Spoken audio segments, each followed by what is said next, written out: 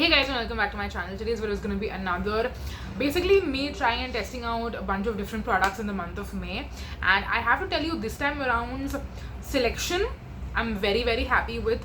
Also, a lot of the products which I'm going to show you are like I've completely used them up, so I can give you my complete 360 degrees review, tell you everything about it. Would I repurchase it? Is it good or not? What skin type is it good for? What purpose is it good for? What finish does it have? All of those kind of things.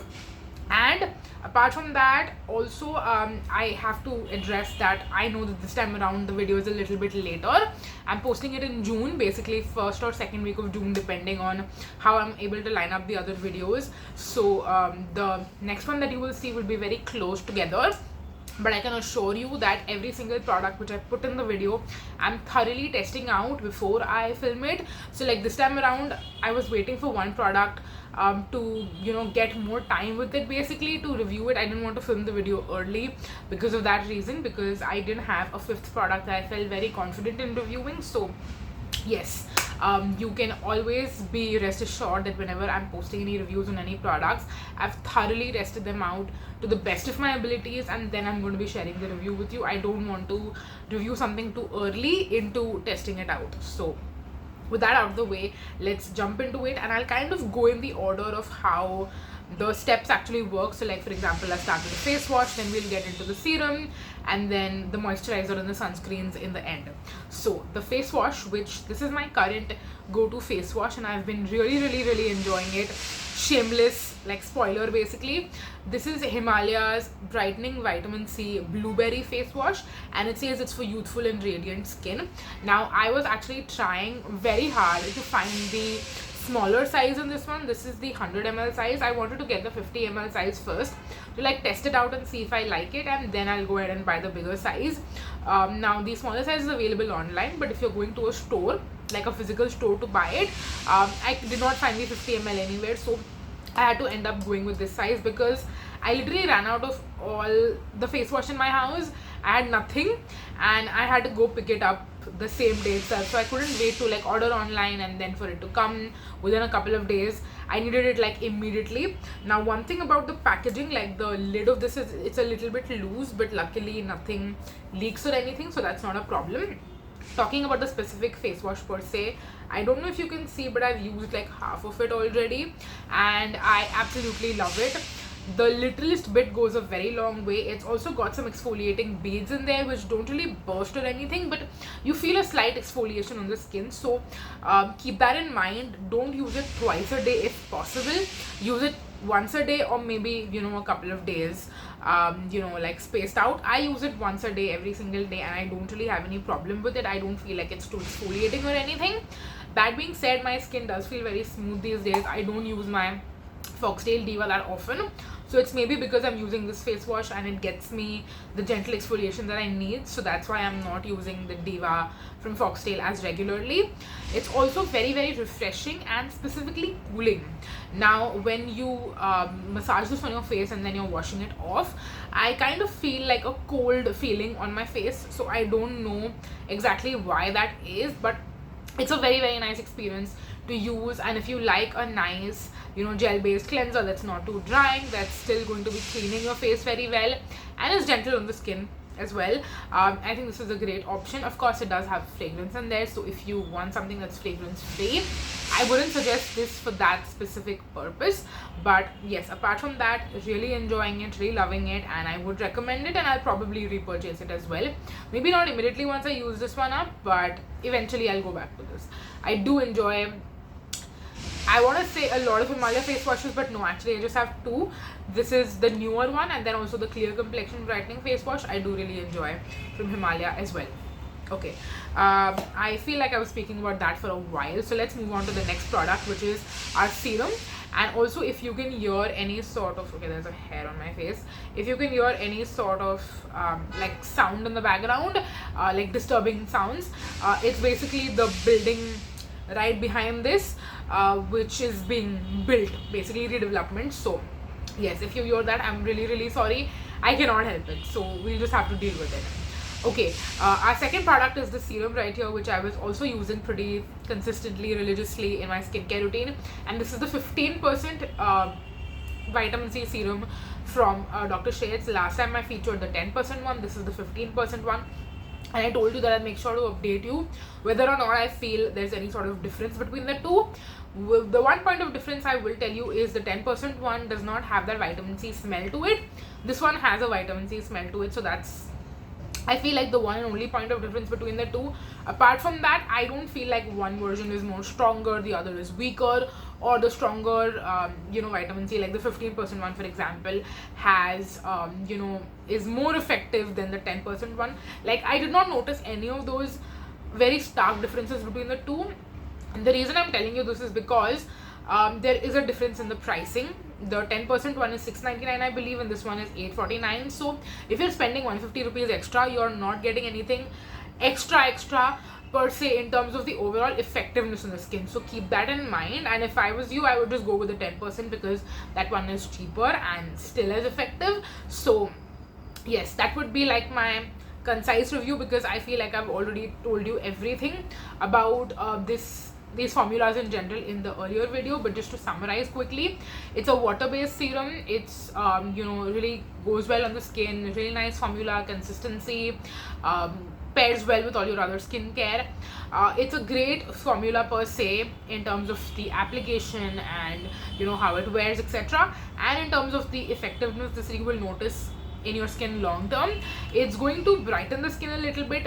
It doesn't really help that much with hyperpigmentation in my opinion personally, maybe a little bit, but I also feel like with more recent marks that you might have, it's easier to get rid of them, versus if you have marks for a very long time and you're buying this because you're like, I have hyperpigmentation that I want to get rid of, I wouldn't recommend this product or any other vitamin C for that matter, because I don't feel like vitamin C works on my hyperpigmentation, to be very honest with you.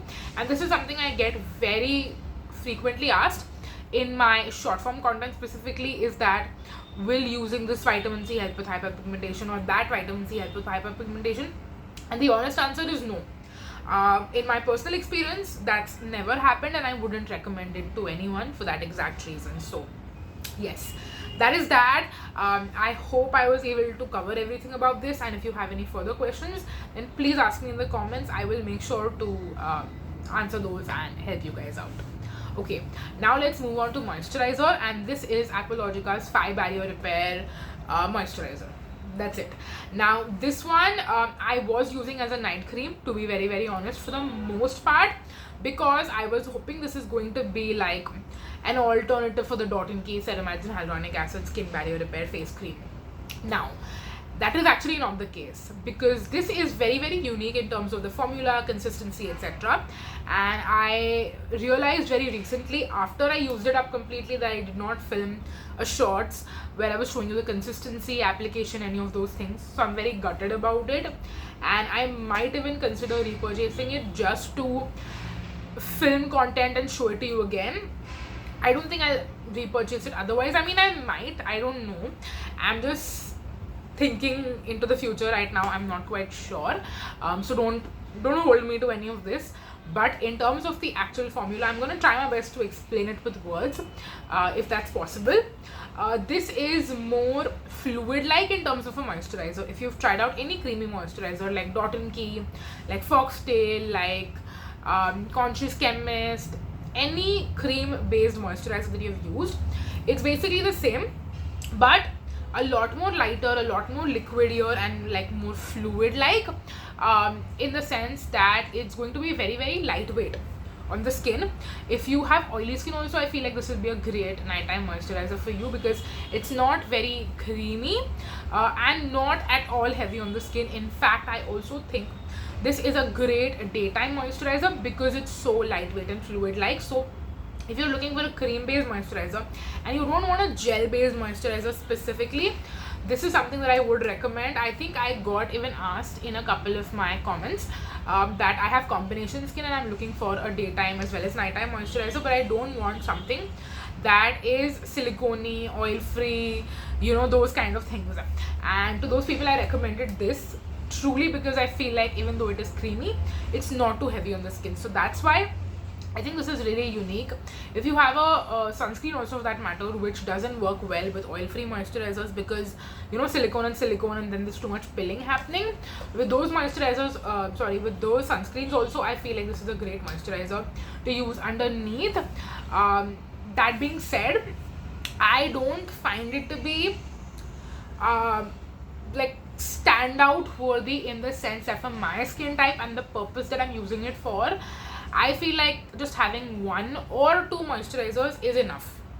I will probably have a cream based moisturizer and an oil free moisturizer, and sometimes I'll just use my cream based moisturizer both morning and night. So that is why I feel like this is not, it's not wow, it didn't blow me away, but I think it's actually a unique formula, and for the right person this will work really, really well. So that's why I want to tell you exactly how I feel about it, hoping that it's going to help you. And I might consider repurchasing this maybe in the winter time. Now that I'm thinking about it, I think it would work really well both for, I mean, I don't think this will work that well in the night time actually, now that I think about it. In winter my skin will be even more drier, so I probably want something that is more thick and creamy. This might work well in the daytime in the winter, but not at night. So there's that.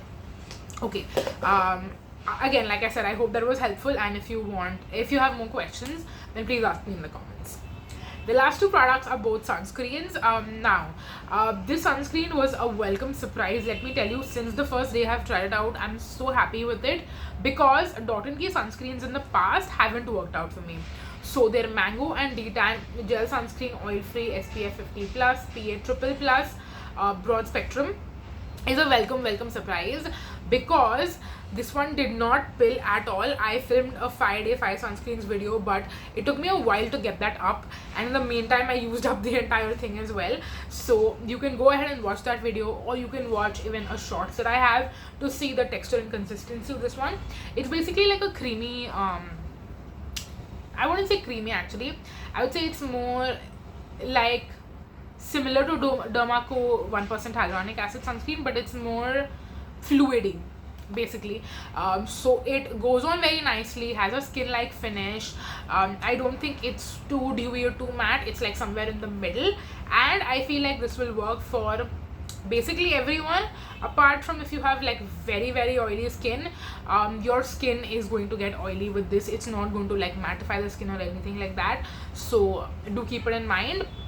I think it's a very nice, just a basic simple sunscreen, no white cast, no pilling also, which I'm very happy with, because the reason I was very scared to try out DeTan sunscreens again after my first encounter with them was because of the pilling. The sunscreen pilled so badly, which I've used in the past from DeTan. That is the cult favorite yellow one, the glow sunscreen, I believe that's what it's called. So that's why I was like opposed to trying out DeTan sunscreens for a very long time, but this one and also the other one, which I will share with you in the month of June, did not pill and worked very, very well for me. So I enjoyed that a lot, and I'm not quite sure if I'm going to repurchase this variant, but I might repurchase the other variant, which I'm going to feature in the month of June. So stay tuned for that. Again, like I said, I don't want to get too ahead of myself. I want to test out the products very thoroughly before I give you my final review. And this one I can tell you my review very confidently because I've used up the entire thing. Okay, now a sunscreen which actually was not as great as the DeTan one, for different reasons. Okay, so I think I should have saved DeTan one for last, because you know you save the best for last. So we're going to be ending this video on a slightly lower note, I want to say, but this is Chemist at Play's 1% hyaluronic acid complex, SPF 50+, PA4+'s broad spectrum protection, intensely hydrating gel sunscreen, ultra lightweight and non-sticky for all skin types. That's a lot. Now the first thing when I received this and I saw the size, I mean, I don't know how well you can tell, but it looks tiny. I mean, this is 50 grams and this is 45 grams. There's not much of a difference, but this looks tiny, like especially when I received it, and I am used to like seeing all my moisturizers in this size.